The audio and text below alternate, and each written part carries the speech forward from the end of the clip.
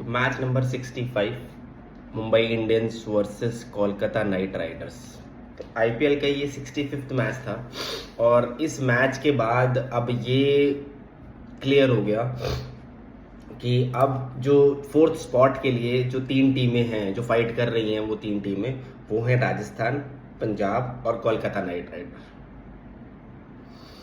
क्योंकि कल Kolkata Knight rider ने मुंबई इंडियंस को बैटिंग के लिए थोड़ी सी डिफिकल्ट पिच पर मात दे दी, क्योंकि ओवरकास्ट कंडीशन थी, बॉलिंग स्विंग हो रही थी। कोलकाता ने टॉस जीता और पहले फील्डिंग करने का फैसला किया और पावर प्ले में ही उनके 4 विकेट गिरा दिए, जिसकी वजह से मुंबई इंडियंस मैच से टोटली बाहर हो गई थी। बात करूं तो अगर मैं सिर्फ बात करूं ग्रुप स्टेज की या मैं पॉइंट्स टेबल की, तो royal challenger Bangalore, Gujarat Titan, Sunriser Hyderabad, इनमें ये फाइट चल रही है कि टॉप 2 पोजीशंस कौन लेगा।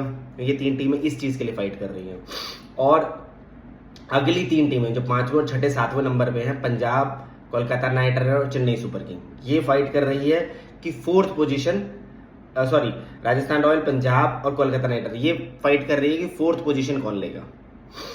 उसके अलावा Chennai, Delhi, Mumbai Indians, Lucknow super giant ये फाइट कर रहे हैं। मतलब ये मैं ना बोलूं तो चेन्नई और दिल्ली तो किसी चीज के लिए फाइट कर ही नहीं रहे हैं। अब वो सिर्फ इसी चीज में फाइट कर रहे हैं कि चेन्नई और दिल्ली फाइट कर रहे हैं कि वो 6th, 7th और 8th पोजीशन कौन लेगा, और मुंबई इंडियंस और लखनऊ सुपर जायंट ये इसलिए फाइट कर रहे हैं कि लास्ट पोजीशन से कौन बचेगा। क्योंकि मुंबई और लखनऊ 8 पॉइंट पे हैं, दोनों का एक के मैच पड़े, जो भी एक मैच जीतेगा वो ऊपर पोजीशन पे पहुंच जाएगा। चेन्नई और दिल्ली कैपिटल भी एक एक मैच बचा हुआ और दोनों ही 12-12 पॉइंट्स पे हैं, वो भी यही फाइट कर रहे हैं। क्योंकि आईपीएल का गेम सिर्फ इस चीज का नहीं है कि ट्रॉफी जीतने का नहीं है, क्योंकि मीडिया राइट से जो पैसा आता है ना, वो भी रैंकिंग के अकॉर्डिंग बढ़ता है। तो कोई भी टीम अपने आप को बॉटम रैंक पे नहीं रखना चाहिए, अपने आप को ऊपर रखना चाहिए, ताकि उसको वो जो शेयर है वो अकॉर्डिंगली मिले। अब राजस्थान रॉयल्स 14 पॉइंट पर है, उनका एक मैच पड़ा वो मुंबई इंडियंस, अगर वो मैच जीत जाते हैं तो उनको कुछ करने की जरूरत ही नहीं है। पंजाब और कोलकाता नाइट राइडर्स सीधे सीधे बाहर हो गए। अगर राजस्थान रॉयल वो मैच हार जाती है तब भी वो टूर्नामेंट से बाहर नहीं होगी। उसको सिर्फ ये रखना पड़ेगा कि पंजाब और कोलकाता नाइट राइडर अपने अपने मैचेस हार जाएं, ठीक है। लेकिन पंजाब और कोलकाता के लिए 100% ये है कि वो अपने मैच जीते। तो उसके लिए क्या है, पंजाब अगर अपना अगला मैच जीत जाती है एलएसजी के साथ, तो उसको चाहिए कि राजस्थान रॉयल्स और कोलकाता नाइट राइडर्स दोनों अपने मैच हार जाए। इवन राजस्थान रॉयल तो हारे ही हारे, कोलकाता नाइट राइडर्स अगर जीत भी जाए तो इतने बड़े मार्जिन से ना जीते जिसकी वजह से उनकी रन रेट पंजाब से ऊपर पहुंच जाए। और कोलकाता नाइट राइडर्स पहले तो प्रे करेगी राजस्थान रॉयल्स मैच हार जाए और पंजाब मैच हार जाए, ताकि वो सिर्फ एक मैच जीते डीसी के साथ और क्वालिफाई करते हैं।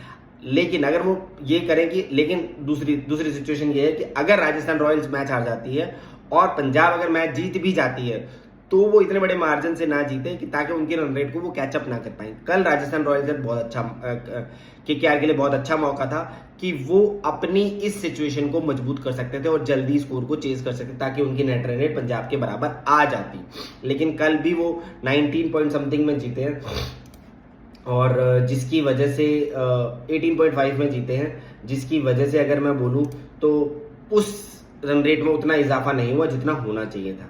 तो अभी सिचुएशन ये चल रही है कि उस एक स्पॉट के लिए 3 टीमें हैं, राजस्थान रॉयल्स, पंजाब किंग्स 11 और कोलकाता नाइट राइडर। तो राजस्थान रॉयल्स का सिंपल फंडा है, उनको मुंबई से मैच जीतना है और वो सीधा क्वालिफाई कर जाएंगे। पंजाब किंग्स 11 को एलएसजी से मैच जीतना भी है और ये भी प्रे करना है कि केकेआर भी ज्यादा बड़े मार्जिन से ना जीते और आरआर अपना मैच हार जाए। केकेआर को भी यही प्रे करना है कि पंजाब और राजस्थान अपने दोनों मैच हारे ताकि हम क्वालिफाई कर जाएं। बट मैं केकेआर के लिए हेड्स ऑफ करूंगा कि वो इस सिचुएशन में आ गए हैं कि वो प्लेऑफ में पहुंचने की दौड़ में बने हुए हैं, जबकि दिल्ली डीसी और डीसी जैसी टीम जो स्टार्टिंग में लग रही थी कि इस टूर्नामेंट में क्वालिफाई कर जाएगी, एलएसजी जो लग रही थी, चेन्नई सुपर किंग जो लग रहे थे कि इस टूर्नामेंट में क्वालिफाई कर जाएंगे, वो इस टूर्नामेंट से बाहर हो चुके हैं ऑलमोस्ट। और कोलकाता अभी भी अपने लास्ट मैच तक इस टूर्नामेंट में बनी हुई है, हैट्स ऑफ है, क्योंकि जिस तरह से वो अपने स्टार्टिंग के सारे मैचेस हार रहे थे, एक मैच जीता था उन्होंने अपने पहले 6 मैचेस में, वो बहुत बड़ी सिचुएशन से अपने आप को वापस लेके आए। उनकी टीम ने अपने आप को ग्रुप किया है और पहले 7 मैचेस में सिर्फ एक मैच जीतना बहुत बड़ी बात है।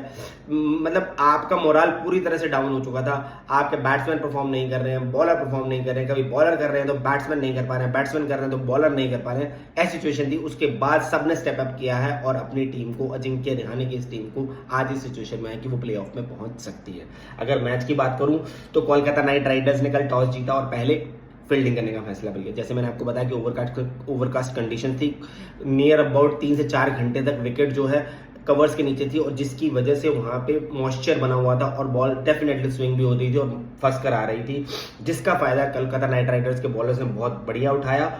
और अगर मैं बोलूं तो 41 रन यानी पावर प्ले में ही मुंबई इंडियंस के 4 विकेट आउट कर दिए। मुंबई इंडियंस के 4 विकेट, रेन निकल्टन और रोहित शर्मा। रेन निकल्टन का तो मैं फिर भी मान सकता हूं कि वो ट्राई कर रहे थे रन मारने के लिए, तो वो आउट हो गए। नमन धीर का जो डिसमिसल था वो लिटिल बिट कॉन्ट्रोवर्शियल था, क्योंकि अगर आप उस वीडियो को देखेंगे तो उस वीडियो में ये लग रहा था कि बॉल बैट के पास तो है लेकिन बैट से बैट के करीब नहीं पहुंची थी और उसका जो बॉल का शैडो था वो बैट के ऊपर आ रहा था। अगर बॉल का शैडो बैट के ऊपर आ रहा है तो यानी बॉल और बैट में गैप है और फिर भी वो निक दिखा रहा था। अब वो साउंड किस चीज की थी वो अंपायर क्लैरिफाई नहीं कर पाए और उनको आउट दे दिया। उसके बाद रोहित शर्मा ने एक छक्का मारा दुबे को और उसके बाद एक और शॉट ट्राई करने के चक्कर में जिसको कैमरून ग्रीन ने बहुत अच्छा कैच पकड़ा, लेकिन पहली 3 विकेटों में अगर बोलूं कैमरून ग्रीन का बहुत बड़ा हाथ था। 2 विकेटें कैमरून ग्रीन ने निकाली, रेन निकल्टन और नमनदीप, और रोहित शर्मा का बहुत बढ़िया रनिंग कैच पकड़ा भागते हुए पीछे की साइड, बहुत अच्छा कैच पकड़ा उन्होंने।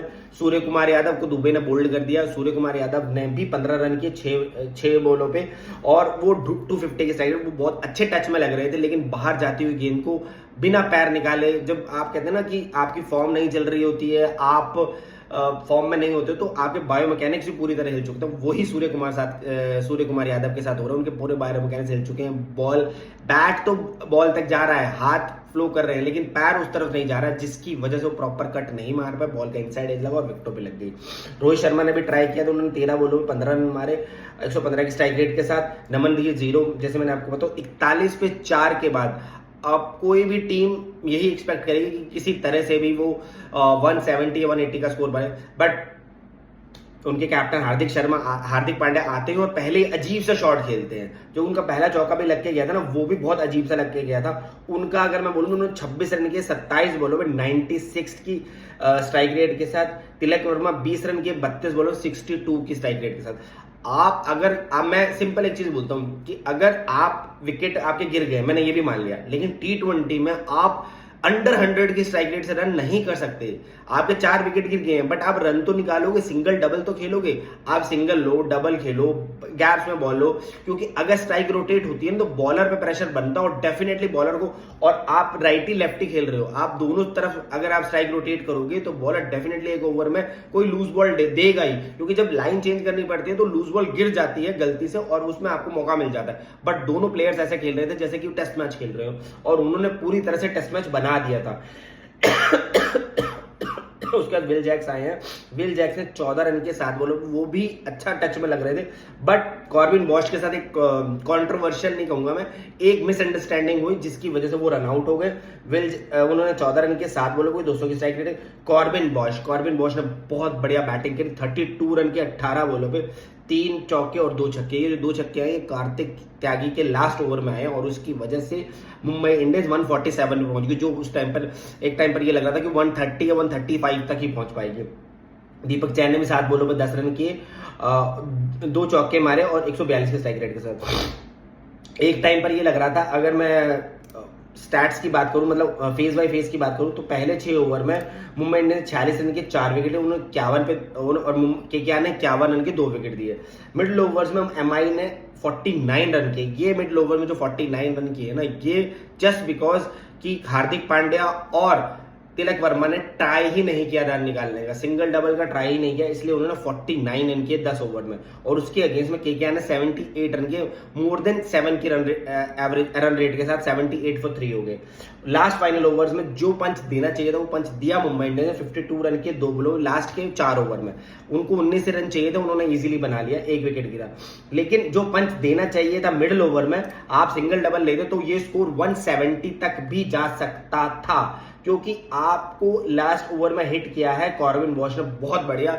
एक लास्ट के ओवर में नियर अबाउट 17 से 18 रन आए, पहले 19वें ओवर में 13 रन आए थे और लास्ट ओवर में 17 या 18 चौक, पहले दोनों छक्का आया था, फिर चौका आया था, फिर एक डबल आया था, फिर एक सिंगल आया था। तो अगर दोनों तो 16 और 3 19 रन आए थे, आप उस स्कोर को और बेहतर बन जाता अगर आपने मिडिल ओवर सिंगल डबल खेला होता। यहीं पे गलती की है उनकी। अगर बॉलिंग की बात करूं तो Shubham Saurabh Dubey 4 over 34 run 2 wicket, 8 की इकॉनमी में Cameron Green what a bowler he has now, उन्होंने अपनी बॉलिंग को भी बहुत स्ट्रेंथन किया, 3 ओवर 23 रन 2 विकेट 7.6 की स्ट्राइक रेट। अगर आज की डेट में Kolkata Knight Rider playoff की दौड़ में बनी हुई है तो कैमरून ग्रीन की वजह से, कैमरून ग्रीन का फॉर्म में आना, उन्होंने बॉलिंग कराना, उन्होंने अपने 25 करोड़ जस्टिफाई कर दिए हैं। बिल्कुल मैं बोलूंगा 25 करोड़ जो कोलकाता नाइट राइडर बोले थे 25 करोड़ उन्होंने अपने 25 करोड़ जस्टिफाई कर दिए। वो बॉलिंग से भी परफॉर्म कर रहे हैं, बैटिंग से भी परफॉर्म कर रहे हैं। 3 ओवर में 23 रन 2 विकेट ले, Kartik Tyagi 4 over 37 run 2 wicket ले।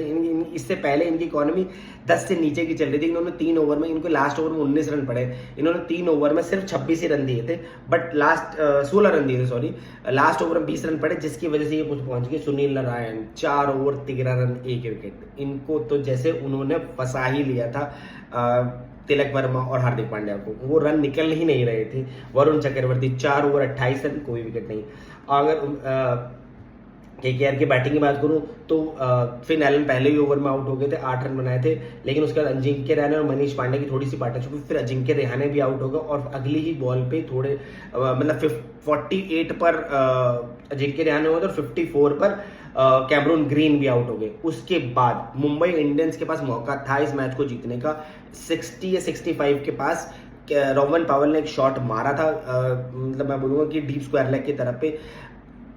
आप बोलो कि मतलब दीपक चहर बॉल के नीचे आ रहे हैं, वहां से कोई एक और बॉलर थे जो नितिन करके हैं, फील्डर थे, एक्स्ट्रा फील्डर, वो भी आ रहे थे।